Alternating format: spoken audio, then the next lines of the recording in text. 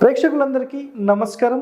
ఈరోజు మనం గతం ఎపిసోడ్స్లో మనం ఏంటంటే అసలు ద్వారాలకు సంబంధించి కిటికీలకు సంబంధించి అసలు ఎన్ని దోషాల గురించి మాట్లాడడం తెలుసా? ఎవరైనా వీడియోలు చూడకపోయి ఉంటే ఖచ్చితంగా వీడియోస్ అనేవి చూడండి.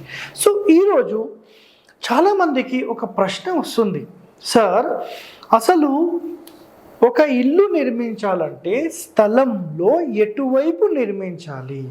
ఇదేం ప్రశ్న అండి, కొత్తగా వేస్తున్నారు. అందరికీ తెలిసిందే కదా, నైరుతి వైపు. మీరు అదే రాంగ్ ఇన్ఫర్మేషన్ మీరు తీసుకుంటున్నారు. అసలు ఒకటి గుర్తుపెట్టుకోండి, అసలు భోజనం చేయాలా అంటే చేయాలి. ఏ సమయంలో? ఎప్పుడైనా చేయవచ్చు. ఉదయం అంటే ఎప్పుడు అంటే ఇన్ డెప్త్కి మీరు వెళ్తే అసలు స్థలంలో ఇల్లు ఎక్కడ కట్టాలి, ఇది చాలామందికి తెలియని సమాచారం.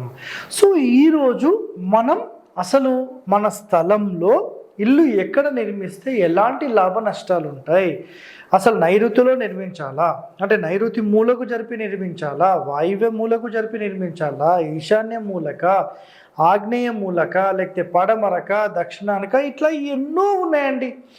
ఈరోజు ఎపిసోడ్లో మనం కేవలం 4 కార్నర్ డైరెక్షన్స్ గురించి మాత్రమే మాట్లాడుతున్నాం. ఈశాన్యము, ఆగ్నేయము, నైరుతి, వాయువు. క్లియర్? సో మొట్టమొదటిగా చూడండి, గృహం ఎక్కడ నిర్మించాలి. ఒక స్థలం మనం ఎన్నుకున్న తర్వాత ఎక్కడ నిర్మించాలనేది కండిషన్. సో ఇందులో ఇన్ డెప్త్కి వెళ్తే స్థలం ఎప్పుడైనా సరే ఒక బాక్స్ రూపంలో అంటే ఒక స్క్వేర్ ఆర్ రెక్టాంగిల్లోనే మీకు ఉండాలి అనేది మొట్టమొదటిగా శాస్త్రం చెప్పిన పాయింట్. కానీ ఇక్కడ కండిషన్ ఏంటంటే అసలు మళ్ళీ స్థలం ఎలా ఎన్నుకోవాలనేది ఒక శాస్త్రం ఉంటుంది. అంటే పొడుగు ఉండాలా, వెడల్పు ఉండాలా, ఏ దిక్కు, ఏ ఫేసింగు, ఎన్ని డిగ్రీలు, ఇవన్నీ ఉంటాయి. మరి ఇవన్నీ తెలుసుకోకుండా మేము డైరెక్ట్గా ఇల్లు కడతామంటే మాత్రం రాంగ్ అండి. సో ఇబ్బందులు పడొద్దు అని మన మహర్షులు ఎంతో సమాచారాన్ని మన భవిష్యత్తు కోసం వాళ్ళు స్టోరేజ్ చేశారు, ఎన్నో గ్రంథ రూపేణ రచించి మనకు అందించారు. అలాంటి ఒక మహా గ్రంథాల నుంచి తీసుకోబడిన ఎన్నో కండిషన్స్ మీ అందరికీ మేము చెప్తున్నాం. తెలుసుకొని పాటించి మీరందరూ బాగుండాలని కోరుతున్నాం. ఓకే, సో ఇక్కడ ముందుగా వాళ్ళు చెప్పింది ఆ కండిషన్ ఏంటంటే స్థలం ఇప్పుడు ఒక బాక్స్ షేప్ అంటే ఒక స్క్వేర్ ఆర్ రెక్టాంగిల్లోనే ఉండాలి అని చెప్పారు. ఒకటోది. రెండవ కండిషన్, ఇక్కడ ఒక స్థలం ఇట్లా తీసుకున్నాం. ఈ స్థలంలో మొట్టమొదటిగా అంటే ఇంటి నిర్మాణానికి స్థలం ఎన్నుకునే బిఫోర్ వాళ్ళు చెప్పబడింది ఒకటే ఏంటంటే ఖచ్చితంగా 9 భాగాలు చేసి, ఓకే, ఇట్లా 9 భాగాలు చేసి ఆ 9 భాగాల్లో చివరి ఒక భాగం ఇటు ఇటు ఇటు ఇటు అంటే ఈ రౌండప్ మొత్తం కూడా ఎంటీగా వదిలేసేయాలి అని చెప్పారు. కాబట్టి అసలు ఇలాంటి కండిషన్ మీరు నిజంగా చూస్తే పూర్వం కట్టబడిన ఇండ్లల్లో అన్ని వైపుల చుట్టూ తిరగడానికి ఖాళీ స్థలం ఉంటుంది. సరే, ఎంత ఖాళీ వదిలితే మంచిది? సో ఎంత ఖాళీ అనేది నేను లెక్కలు చెప్పలేనండి. ఒక 45 అడుగుల వెడల్పు అనుకుందాం, 5 అడుగులు అంటే మీకు 9, ఇక్కడ 9 భాగాలు చేస్తే ఒక్కొక్క పార్ట్ 5 అడుగులు వస్తుంది. ఇక్కడ ఒక 5 అడుగులు ఖాళీ, ఇక్కడ 5 అడుగులు.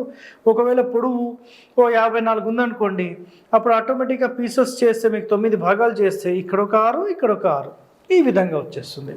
సో ఈ విధంగా మనం ఏంటంటే ముందుగా పిశాచ స్థానము, పైశాచ స్థానము అంటే ఈ యొక్క చివరి భాగాలలో ఎట్టి పరిస్థితిలో ఇంటి నిర్మాణం చేయకూడదు అనేది శాస్త్రం చెప్పిన పాయింట్.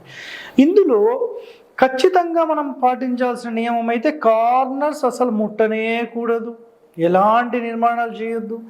బై ఛాన్స్ ఎప్పుడన్నా ఎమర్జెన్సీ ఉంది అంటే ఈ మధ్యలో ఏమన్నా ఎక్స్టెన్షన్స్లో టాయిలెట్స్ తీసుకోవడానికి కొంతవరకే. ఎందుకంటే ఒకటండి, నేను క్లియర్గా ఒక పాయింట్ అయితే చెప్తాను మీకు. నిజంగా ఈ కాలంలో ఏంటంటే స్థలాలు రేట్లు పెరిగిపోయి చిన్న చిన్న స్థలాలు తీసుకొని ఇబ్బందులు పడుతున్నారు. కాబట్టి ప్రతి రూల్ అనేది ఇంప్లిమెంట్ చేయలేదు. అట్లీస్ట్ కార్నర్లో మనం గ్యాప్స్ ఇచ్చేసేసి అసలు దోషరహితంగా కట్టడం కంటే కొంచెం దోషాన్ని తీసుకొని మనం ముందుకు వెళ్తే మనం బాగుంటామనేది ఒక కండిషన్. ఓకే, సో ఇక్కడ చూడండి, మొట్టమొదటి కండిషన్ ఏంటంటే మనం స్థలానికి సంబంధించిన అన్ని వైపులా కూడా ఖచ్చితంగా మనం ఏం చేయాలండి, ఖచ్చితంగా ఒక పార్ట్ అయితే వదిలేసేయాలి. దాంట్లో వేరే క్వశ్చన్స్ లేవండి, మళ్ళీ వీడియో స్కిప్ చేస్తూ వచ్చి చివరిలో నన్ను అడగొద్దు. సో ఇందులోపల శాస్త్రం చెప్పిన కండిషన్ ఏంటంటే టోటల్ స్థలాన్ని ఒక 4 భాగాలు చేస్తే ఇది బ్రహ్మస్థానం.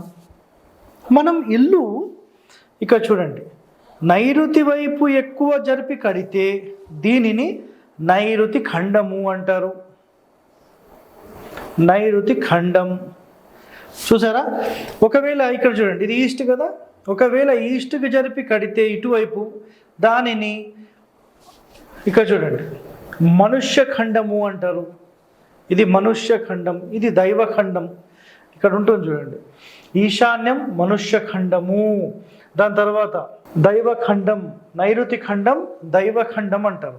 సో ఇక్కడ మీరు ఆలోచన ఏం చేయండి అంటే సింపుల్గా ఒక స్థలం మొత్తం తీసుకుంటే అందులో ఇది ఈస్ట్ అనుకోండి, వెస్ట్ అనుకోండి, సౌత్ అనుకోండి, నార్త్ అనుకోండి, గృహం అనేది ఇక చూడండి, ఇప్పుడు ఇది ఈస్ట్ అనుకోండి, గృహం అనేది మనం సింపుల్గా చెప్పాలంటే నైరుతి వైపుకు జరుపుతున్నామా, లేదా వాయువ్యం వైపు జరుపుతున్నామా, లేదా ఈశాన్యం వైపు జరుపుతున్నామా, లేదా ఆగ్నేయం వైపు జరుపుతున్నామా, ఈ 4గింటిలో మనం ఎటు జరిపితామో దానిని ఆ ఖండం పేరుతో మనం పలకవచ్చు.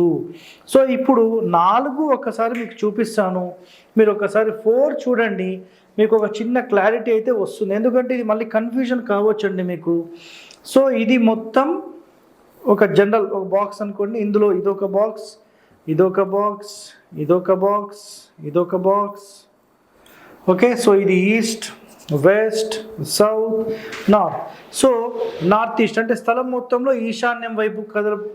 ఓకే, ఇది వాయువ్యం వైపు, ఇది నైరుతి వైపు, ఇది ఆగ్నేయం వైపు. సో ఇది ఆగ్నేయం వైపు అన్నప్పుడు దీన్ని ఏమంటారు? ఆగ్నేయ ఖండము, నైరుతి ఖండము, వాయువ్య ఖండము, ఈశాన్య ఖండం. ఖండం అంటే ఏం లేదండి, స్థలం మొత్తంలో మన ఇంటిని వాయువ్యానికి జరిపితే వాయువ్య ఖండం, నైరుతికి జరిపితే నైరుతి ఖండం, ఆగ్నేయానికి జరిపితే ఆగ్నేయ ఖండం, ఈశాన్యానికి జరిపితే ఈశాన్య ఖండం. అయితే ఇది సింపుల్గా మీకు ఇక్కడ క్లారిటీ ఇచ్చేస్తాం చూడండి. మొట్టమొదటిగా స్థలం ఇలా ఉండాలనేది క్లారిటీ ఇచ్చేసాం, 9 భాగాల్లో ఒక భాగం వదిలేసారని క్లారిటీ ఇచ్చేసాం. ఈశాన్యం మనుష్య ఖండం అంటారు, స్థిరవాస్తు పురుషుడి శిరోభాగం, ఇది తల భాగం. సో గృహ నిర్మాణానికి ఇది నంబర్ 1. చాలామంది వాస్తు పరిపూర్ణంగా నేర్చుకోని మహానుభావులు ఈశాన్యానికి జరిపి ఇల్లు కట్టొద్దు అని చెప్తున్నారు. ఇది 100% బ్లండర్ మిస్టేక్.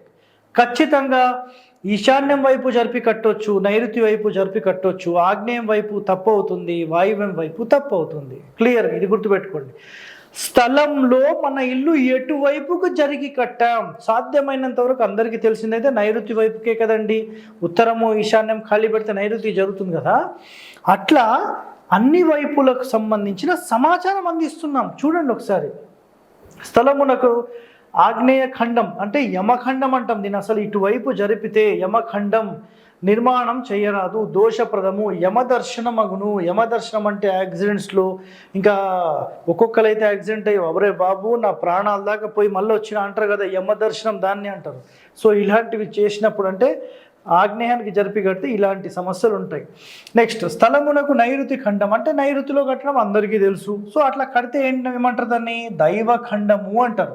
సో ఈశాన్యానికి అభిముఖంగా ఉంటుందన్నమాట. ఇది ఈశాన్యం, దాని ఆపోజిట్. ఇది ఆగ్నేయం, దాని ఆపోజిట్. సో ఇందు నివాసం శుభము, దైవానుగ్రహం కలుగును అని ఉంది. కానీ గుర్తుపెట్టుకోండి, రాసి పెట్టుకోండి మాట, ప్రతి ఫేసింగ్కి నైరుతి కట్టరు. చాలామంది చేసే మిస్టేక్ ఇదే. ఏ ఫేసింగ్ అనగా నైరుతికేసి కట్టరా బాబు అని. ఇది తప్పండి. మీకు డీటెయిలింగ్ ఇన్ఫర్మేషన్ నెక్స్ట్ ఎపిసోడ్స్లో నేను అందిస్తాను, చూస్తూ ఉండండి. Stay tune to. Okay, next వాయువ్య ఖండము, అసూర ఖండం అంటారు. సో దీన్ని రాక్షస ఖండం అంటారు. సో ఇంకా యమఖండానికి అభిముఖంగా ఉంటుంది. ఇక్కడ గృహ నిర్మాణం అయితే సూటబుల్ కాదు. రాక్షస కృత్యములు కలిగించును అంటే ఒక రాక్షస ప్రవృత్తి గల వ్యక్తి తయారవుతాడు అక్కడ. సో మనం ఇక్కడ కండిషన్స్ ఏం మాట్లాడుతున్నాం సార్? మీరైతే నైరుతిలో అంటే మేము యాక్సెప్ట్ చేస్తాం, వాయువ్యం వద్దన్నారు, ఆగ్నేయం వద్దన్నారు, ఇది కూడా యాక్సెప్టెడే. ఈశాన్యంలో ఎట్లా కడతాం? శాస్త్రాల్లో దీని వివరణ ఉంది. మీరు తెలుసుకోకపోతే నేనేమీ చేయలేనండి. ఇది 100% గుర్తుపెట్టేసుకోండి. అర్థమైందా? సో దీనికి సంబంధించిన పూర్తి సమాచారం మీరు తెలుసుకోవాలనుకుంటే 254 పేజ్ నంబర్ మనకు గాయత్రి వాస్తులో ఉంది. పూర్తి సమాచారం తెలుసుకోండి. ఇంకా ఈ నైరుతి ఖండం ఎటు కట్టాలి ఏంటి వీటికి సంబంధించిన పూర్తి డీటెయిలింగ్ ఇన్ఫర్మేషన్ తరువాయి ఎపిసోడ్లో నేను అందిస్తాను. సో అప్పటి వరకు మీరు ఇలాంటి ఎన్నో రహస్యాలు మనం అందించే మన ఛానల్ని సబ్స్క్రైబ్ చేయండి, లైక్ చేయండి, గంట బొమ్మను యాక్టివేట్ చేయండి. ధన్యవాదాలండి. Thank you.